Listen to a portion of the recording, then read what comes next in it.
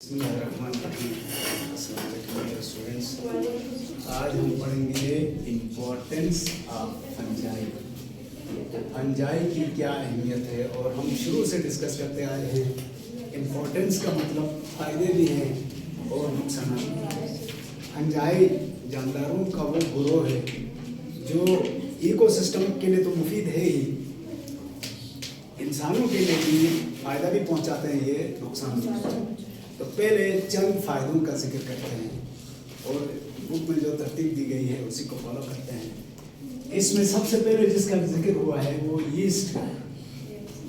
Yeast हम पढ़ चुके थे, एक यूनिसेलुलर फंगस है और ये एस्कोमाइकोटा का मेंबर है। यूनिसेलुलर होने की वजह से इसको डील करना भी आसान है, इसको ग्रो करना भी आसान है और इसीलिए इसको मल्टीपर्पज़ यूज़ किया जा रहा है। लेकिन चंद बड़े काम इसके जो लिए जा रहे हैं वो बताते हैं। सबसे पहले फंजाई सारे हेटेरोट्रॉफ हैं, तो ये यीस्ट भी हेटेरोट्रॉफ है। हेटेरोट्रॉफ होने की वजह से ये या पैरासाइटिक लाइफ गुजारेगा या डिकम्पोजर हो जाएगा। तो ये डिकम्पोजर से और एनारोबिक रेस्पिरेशन भी करते हैं यीस्ट। इस एक्टिविटी से इंसान ने फ़ायदा उठाया। मसलन कहाँ फ़ायदा उठाया? दो बड़ी इंडस्ट्रीज़ में तो फ़ायदा उठा रहा है। एक ब्रीविंग इंडस्ट्री है, एक बेकिंग इंडस्ट्री है। पहले देखते हैं ब्रीविंग क्या है। ब्रीविंग का आसान तर्जुमा हम कह सकते हैं शराब साजी, शराब बनाने के काम आती है। शराब बनाना अच्छी है या बड़ी बुरी बात है वो हम डिस्कस नहीं करें, ये हम डिस्कस नहीं करें, ठीक है ना। लेकिन एक इंडस्ट्री है, इससे रिलेटेड दुनिया भर में करोड़ों लोग रोजगार कमा रहे हैं। काम यीस्ट कर रहा है, फायदा इंसान का है। इसमें आपको मालूम है ओट्स इनको इस्तेमाल किया जाता है। इसके अलावा ग्रेप्स इनको इस्तेमाल किया जा रहा है। इसी तरह आप कह सकते हैं जो मलबेरी है इसको इस्तेमाल किया जाता है। ETC यानी बहुत सारी चीज़ों से शराब साजी की जाती है, शराब बनाया जाता है। इस अमल में इन सब के अंदर बेसिकली मौजूद है स्टार्च। इस स्टार्च को स्टेप बाय स्टेप ये यीस्ट ब्रेक डाउन करता है अपने एंजाइम की मदद से। पहला मरहला कहलाता है माल्टिंग। माल्टिंग में क्या होता है? ये फंगस स्टार्च को दो यानी डाइसेक्राइड में तब्दील करता है। स्टार्च तो पॉलीसेक्राइड है ना, जब उसके तोड़ के टुकड़े करता है माल्टोज बनता है। माल्टोज डाइसेक्राइड है जो 2 ग्लूकोज से बनता है। इस अमल को माल्टिंग कहते हैं। माल्टिंग के बाद ये फर्मेंटेशन करता है। इस फर्मेंटेशन या एनारोबिक रेस्पिरेशन की वजह से क्या हो जाता है, यहाँ शराब बनती है जिसको कभी बियर कहते हैं, कभी वाइन कहते हैं, कभी अल्कोहल जनरल नाम रखा जाता है। ये सारे बनते हैं। अब अल्कोहल्स की क्वालिटी क्वांटिटी सब इसके ऊपर डिपेंड है। और इससे मैंने कहा कि लोग करोड़ों रुपए कमाते हैं। कोई बेच के रोजगार कर लेता है, कोई बना के रोजगार करता है, कोई पी के दूसरों को रोजगार का मौका देता है। ठीक है, ये है इसका कमाल। अच्छा, इसके बाद ब्रीविंग के बाद बेकिंग है। बेकिंग में क्या किया जाता है, ये तो हर घर में अभी इस्तेमाल हो रहा है। बेकिंग इंडस्ट्री में इसी स्टार्च की मदद यीस्ट की मदद से, अगेन स्टार्च है ना आटा, आटे को गूंद कर जब इसमें फर्मेंटेशन के लिए यीस्ट शामिल करते हैं आप, तो इससे फर्मेंटेशन से थोड़ा बहुत अल्कोहल भी बनता है और कार्बन डाइऑक्साइड भी बनती है। इस कार्बन डाइऑक्साइड गैस की वजह से जो डॉफ है वो फूल के बड़ा हो जाता है, फ्लफी हो जाता है, नरम होने के बाद जब आप उस रोटी को या डबल रोटी को कुक करते हैं, कुकिंग के दौरान अल्कोहल भी एवोपरेट हो जाता है और कार्बन डाइऑक्साइड भी चली जाती है, निकल जाती है, जिसकी वजह से कार्बन डाइऑक्साइड जहां जहां थी वहां गोल गोल होल्स बनते हैं और इन्हीं होल्स की वजह से ये रोटी नरम हो जाती है, स्पॉन्जी या फोम की तरह हो जाती है। अब आप देखें इस रोटी में सिर्फ नरम नहीं हुई है ये रोटी, टेस्ट भी चेंज हो गया। तो ये सारा स्टार्च की मदद से है, इसीलिए हम घरों में भी इसको इस्तेमाल करते हैं, बेकरी में बहुत ज़्यादा इसको इस्तेमाल किया जाता है। अगेन ये वैल्यू एडिशन करती है। मैं आपको सिंपल एक मिसाल से बताने की कोशिश करता हूँ। अगर थोड़ा सा आटा लेकर आप उसको गूंद के रोटी बनाएंगे तो एक रोटी बन जाएगी, लेकिन जब इसमें यीस्ट शामिल करके फर्मेंटेशन कराएंगे तो वो फूल के उसका वॉल्यूम बढ़ेगा, तो उससे डबल रोटी बनाते हैं। तो एक रोटी इस कर्तों में 20 रुपए की मिलती है, डबल रोटी 100 रुपए की मिलती है। तो इसने कीमत बढ़ाई है हमारी, ये भी बहुत बड़ा फायदा है इसका। इसलिए बेतहाशा इस्तेमाल किया जाता है बेकरीज में। सर ये मीठा टेस्ट जो होता है ब्रेड में वो नेचुरल होता है या ये ऐड करते हैं सिर्फ? इसमें दोनों ऑप्शंस हैं। कुछ लोग शुगर ऐड करते हैं, अदरवाइज ऐड ना भी करें, क्योंकि ये माल्टोज तक तो ब्रेक करता है ना, डाइजेशन करता है। माल्टोज मीठा है और अगर उसमें से कुछ मोनोसेक्राइड में तब्दील हो गए तो मिठास आ जाएगी। और brown bread sir? Brown bread उसका मटेरियल अलग इस्तेमाल होता है। ब्राउन ब्रेड में जो आटे का हस्क कहलाता है ना, मसलन आपको मैं यूँ बता दूँ, जब आप गंदम पीसते हैं या पिसवाते हैं तो देसी चक्की में उस गंदम की हर चीज़ मौजूद होती है, उससे ब्राउन ब्रेड बनता है। लेकिन जो इलेक्ट्रिकल वो है चक्की, उसमें मिल्स में मसलन मिल में जब आटा बनाते हैं तो मैदा अलग करते हैं, चोकर अलग करते हैं और ब्राउन वो आटा अलग करते हैं, 3-4 क्वालिटी का बनता है। तो इसलिए ब्राउन ब्रेड जिसको कहा जाता है उसमें वो हस्क या चोकर शामिल होता है, इसलिए वो ज़्यादा बेहतर है। अच्छा, इसके बाद है जेनेटिक रिसर्च। ये हमारे आम इस्तेमाल का मेथड तो नहीं है, लेकिन इंसान के फायदे में आ रहा है। जेनेटिक रिसर्च के लिए 2-3 शराइत हैं। पहली शर्त, genetic research is based on reproduction, क्योंकि जब एक जानदार बच्चे देगा तो पता चलेगा ना कि उस बच्चे में पेरेंट की कौन सी खुसूसियात आ गई है। तो इनका लाइफ साइकिल बहुत शॉर्ट है, इसलिए शॉर्ट लाइफ साइकिल होने की वजह से ये इंतहाई मौजू है। 20 से 25 मिनट का टाइम लगता है, आपको रिजल्ट मिल जाता है एक एक्सपेरिमेंट का। तो जेनेटिक रिसर्च के लिए इसलिए इसकी बेहतरीन होने की पहली वजह ये है। दूसरी वजह, ये यूनिसेलुलर है, एक ही सेल है, तो एक सेल को पालना आसान है।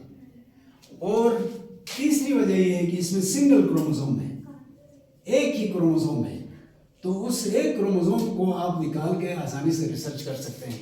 बाहर मैं ये कह सकता हूँ, easy to grow in lab. इन सारी बातों को मिलाकर हम ये कह सकते हैं कि इसको लैब में ग्रो करना, उगाना बहुत आसान। तो जगह भी कम चाहिए, केयर भी कम चाहिए, खुराक भी कम चाहिए इसके लिए, तो आप ग्रो कर सकते हैं। और इंसान ने सबसे पहले जिस मुकम्मल क्रोमोसोम की स्टडी की है वो यीस्ट वाला था। यीस्ट का क्रोमोसोम स्टडी करके, क्योंकि एक ही क्रोमोसोम है और वो भी बहुत बड़ा नहीं है, इसमें कितने जीन्स हैं ये भी इंसान ने पता चलाया, हर जीन में कितने न्यूक्लियोटाइड हैं और उन न्यूक्लियोटाइड की तरतीब क्या है ये सब मालूम किया इंसान। और तो और इंसान ने इसी तरह का आर्टिफिशियल क्रोमोसोम भी बना लिया है। तो ये इसको याद कहते हैं, sorry YAC, yeast artificial chromosome.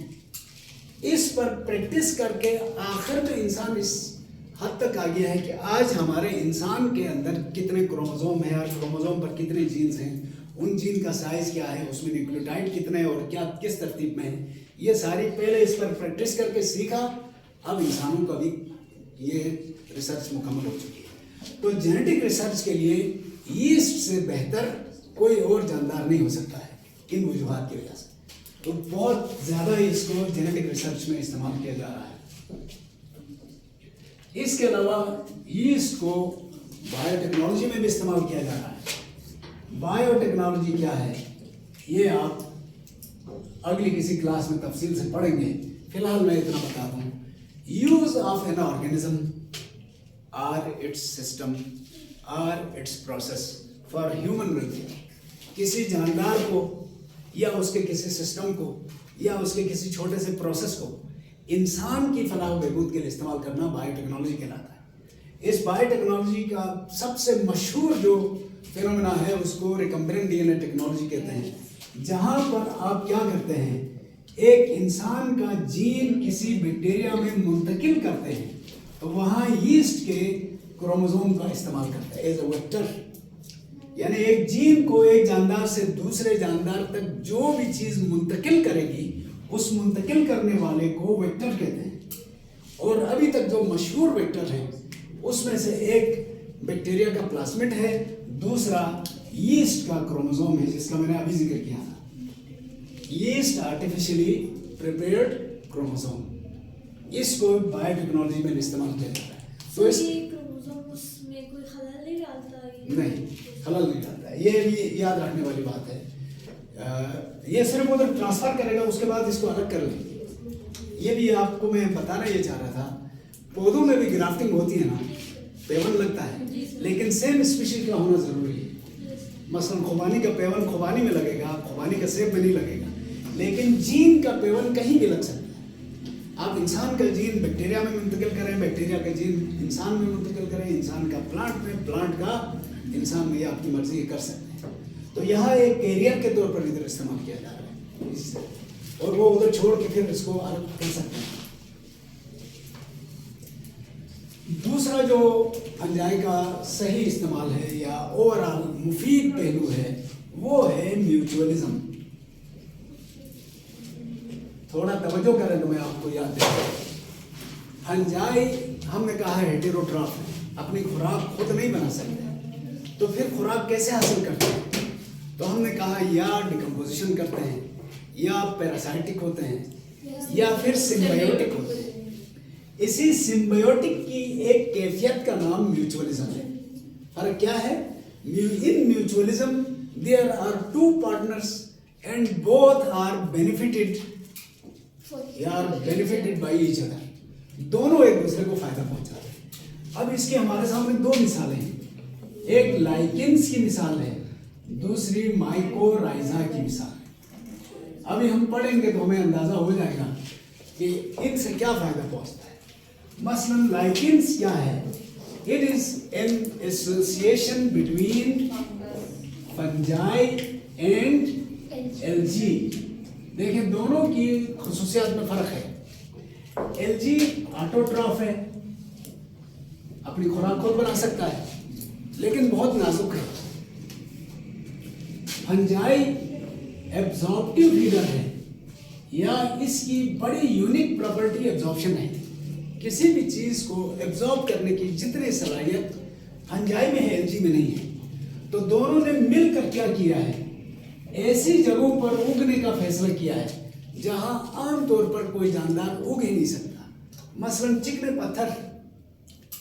पत्थर की खूबी क्या है कि इसमें पानी एब्जॉर्ब करने की बिल्कुल भी सलाहियत नहीं है।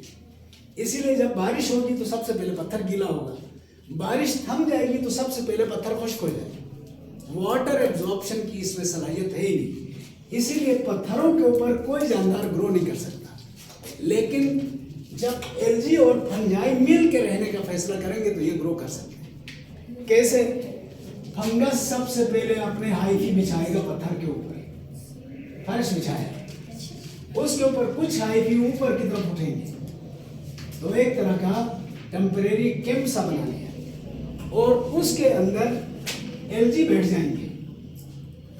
एल्गी दोनों मिल गए, मिलने के बाद अब क्या होगा, जो ही पानी दस्तयाब होगा फंजाई पानी को एब्जॉर्ब करके एल्गी तक पहुंचाएंगे।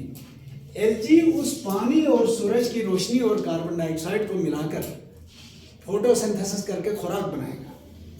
तो खुराक दोनों तकसीम करेंगे, तो एक ने पानी लाया, एक ने खुराक लाया, मिलकर दोनों का काम हो गया ना। और इसीलिए ये दोनों इस तरह डिपेंडेंट हैं ऑन ईच अदर। अलग करो तो दोनों मर जाते हैं। और यहाँ क्यों रहने लगे? इस पत्थर पर रहने का फायदा, यहाँ इनका कोई कंपटीटर नहीं आएगा। कंपटीशन से बचने के लिए इन्होंने ये रास्ता चुना और यहाँ बड़े आराम से बरस तक ग्रो करके रहते हैं ये। सर वो ग्रीन कलर का भी कुछ पत्थरों पे ग्रो होता है। पत्थर के ऊपर आपने देखा होगा, इनके एक शर्त है, ये हर जगह नहीं होते हैं। जहाँ एयर पोल्यूशन ना हो उधर ग्रो करते हैं, पहाड़ों पर। तो आपने पत्थरों के ऊपर मुख्तलिफ कलर की इस तरह चिपकी हुई चीजें देखी जी होंगी। सर, घास। जी जी जी, रस्टी है, कोई ग्रीन है, कोई येलोविश है।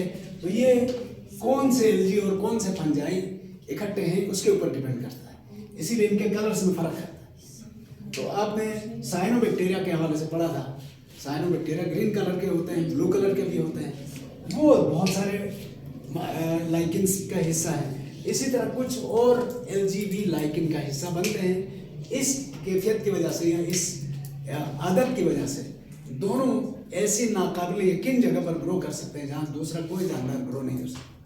और दूसरी बात, इन दोनों को यानी लाइकेंस को जब एल्गी और फंजाई मिले हुए हैं तो लाइकेंस को पॉइनियर्स ऑफ इकोसिस्टम कहते हैं।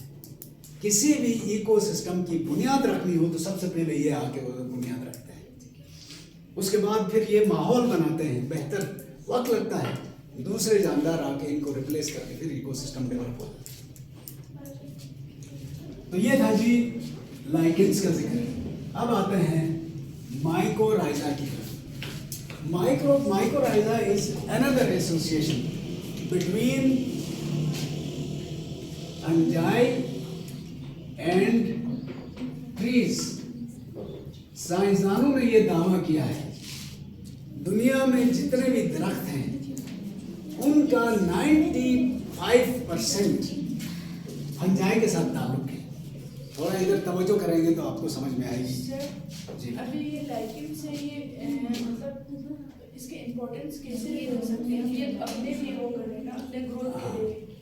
ये अपने लिए कर रहे हैं, लेकिन हमारे लिए माहौल के लिए क्या फायदा है? मैंने कहा ना, ये पॉइनियर्स ऑफ इकोसिस्टम है, इकोसिस्टम की बुनियाद रख रहे हैं ना।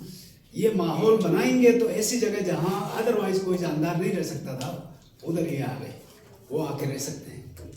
ये इनकी इम्पोर्टेंस है। अच्छा, दरख्त पहाड़ों पर ज्यादा होते हैं या मैदानों पर? पहाड़ा हुआ है सर। जहाँ बारिश हो, असल बात ये है, खास तौर पर जो पहाड़ी दरख्त हैं वहाँ उनके लिए एक मसला है। दरख्त तो उग तो गया है, लेकिन पहाड़ों पर पानी का सिर्फ एक ही जरिया है, वो है बारिश। और पहाड़ों की इस शेप की वजह से जब बारिश होती है तो पानी फौरन नीचे उतर आता है। पानी का इस तरह ढलकने को रन ऑफ कहते हैं, पानी ढलक के नीचे चला जाता है। तो दरख्तों के लिए पानी की कमी हो जाती है। इस कमी को पूरा करने के लिए क्या करते हैं? फंजाई की बहुत सारी अकसाम है। ये दरख्त है, फर्ज कर लें, ये बहुत बड़ा दरख्त है। फंजाई की बहुत सारी अकसाम इन दरख्तों के साथ लिपटते हैं, बहुत सारे, और ये दरख्त के अंदर तक चले जाते हैं। अंदर जाके ये क्या करते हैं? जो ही बारिश हुई, पानी एब्जॉर्ब करके दरख्त के अंदर तक पहुंचाया इन्होंने। इसके बदले दरख्त इनको थोड़ा सा खुराक देता है। अब इतने बड़े दरख्त के लिए एक छटाक का फंगस है तो उसको खुराक देना कौन सा मुश्किल है? इसकी मिसाल ऐसी है जैसे कोई लखपति आदमी किसी को 1 रुपया दे दे तो वो गरीब नहीं होगा। तो यहाँ पर फंगस क्या करते हैं? पानी एब्जॉर्ब करके दरख्त के अंदर तक पहुंचाते हैं। रूट्स में रहती है, शूट्स में। रूट्स प्लस स्टेम तक, क्योंकि पानी तो पूरे दरख्त पर गिरेगा ना। और आप ये जहन में रखें, दरख्त पानी को सिर्फ रूट से एब्जॉर्ब कर सकते हैं। जो इनके ऊपर गिरा है वो बारिश का पानी, वो इनके काम का नहीं है, लेकिन फंगस इनको एब्जॉर्ब करके अंदर ले आता है। अब फंगस अंदर कहाँ ले जाते हैं उसके लिए देखना पड़ेगा।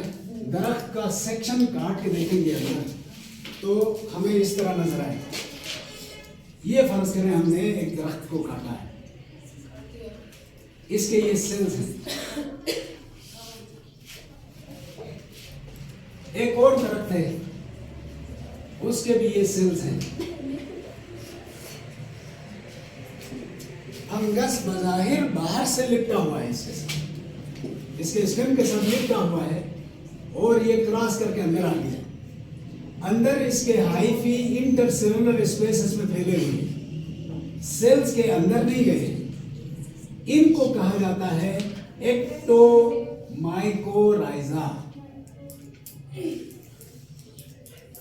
दूसरा ग्रोह वो है जिन्होंने क्या किया है, बाहर से लिपटे हुए तो हैं और अंदर आकर इनके हाइफी सीधा सेल के अंदर तक चले गए। इनको क्या कहेंगे, एंडोमाइकोराइजा कहेंगे। अब आपके ख्याल में कौन सा बेहतर है? एंडो, क्योंकि जो ही बाहर बारिश हुई पानी लेके सेल के अंदर तक आ गई तो सेल को फौरी तौर पर फायदा होगा। और ये सेल्स इनके मुकाबले में बहुत बड़े हैं, इसलिए ये सेल अपनी खुराक का कुछ हिस्सा फंगस को देंगे, फंगस नुकसान नहीं पहुंचा। हाँ, अलबत्ता यहाँ ये है कि अलग करो तो फंगस तो मर जाता है, लेकिन दरख्त की ग्रोथ स्लो हो जाती है क्योंकि दरख्त को पानी नहीं मिला है। पानी फोटोसिंथेसिस के लिए जरूरी है। अब इसकी इंपॉर्टेंस भी इकोलॉजिकल है, इंसान के लिए नहीं है। दरख्त बहुत सारे काम करते हैं। सबसे पहले दरख्त ऑक्सीजन प्रोड्यूस करते हैं, कार्बन डाइऑक्साइड एब्जॉर्ब करते हैं। दूसरा, ये जमीन के कटाव से रोकते हैं। तीसरा, एनवायरनमेंट को प्लेजेंट बना देते हैं। चौथा, सोर्स ऑफ वुड भी है, source of gums and resins and rubbers, कई तरह की चीजें ये प्रोड्यूस करते हैं। तो ओवरऑल किसी इलाके के क्लाइमेट को भी पॉजिटिव बनाते हैं ये। यानी जहाँ जंगल ज़्यादा होगा वहाँ बारिश भी ज़्यादा होगी तो मौसम क्या रहेगा, ओवरऑल क्लाइमेट बेहतरीन रहेगा। ये है।